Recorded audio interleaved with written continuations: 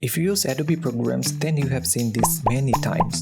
Today I will show you the easiest way to fix this problem, and I will not talk about all those old things. It worked for me and may or may not work for you, but there's a catch. We'll discuss all this in this video. Okay, let's first narrow it down. I will not talk about all the Adobe programs. There are 6 Adobe programs I use, but as I said, I will narrow it down more. Adobe Audition, Illustrator, InDesign and After Effects don't do this crash thing so much. At least not for me, but Photoshop and Premiere Pro crash a lot. So I will be talking about this too. The thing you need to do is just you need to use the older version of Photoshop or Premiere Pro.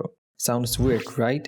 Yes, I know, it is weird. So here's what happened in my case. I have 2 computers, one is old and the other one is new with powerful CPU and GPU and RAM. I use the older versions of Photoshop and Premiere Pro in my old computer since it has a weak processor and no GPU. And I use the latest versions of Adobe programs in my new computer. But the funny thing is, Photoshop and Premiere Pro crash a lot in my new PC, which is much more powerful than the other one. At first I thought my new computer has some issues, so I installed the older versions in my new computer, and guess what? I didn't see these types of crash reports since then, and I'm doing this for about 3 months. But I need to increase the sample size, so I asked 3 of my friends to do the same. And they got somewhat same result. Although I don't trust them much, but this is what they say. Now I'm not saying you to uninstall all the latest versions and use the old ones. You can install both the old and new versions in one computer. I'm not asking you to trust me, I'm asking you to test it and find it by yourself, because every computer is different. Photoshop or Premiere Pro can crash for many reasons. It could be your CPU, GPU, RAM, motherboard, drivers, viruses, and many more. The thing is, no one can tell exactly why we see these crashes. Even the Adobe guy can tell. If they could, they would fix it. So my suggestion is, for big and long projects, use the older versions, and for normal projects, use the new one. I have seen many people using the older versions because they think it's more reliable and stable.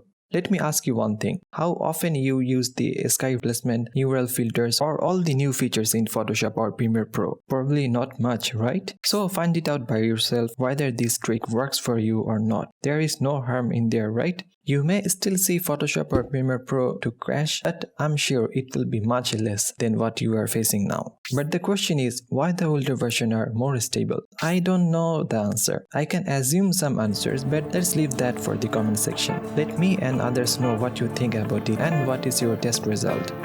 I hope this video helped you. If it did, then give me a like and a sub, and don't forget to ring the bell. I will see you on next week. Thank you so much for watching this video.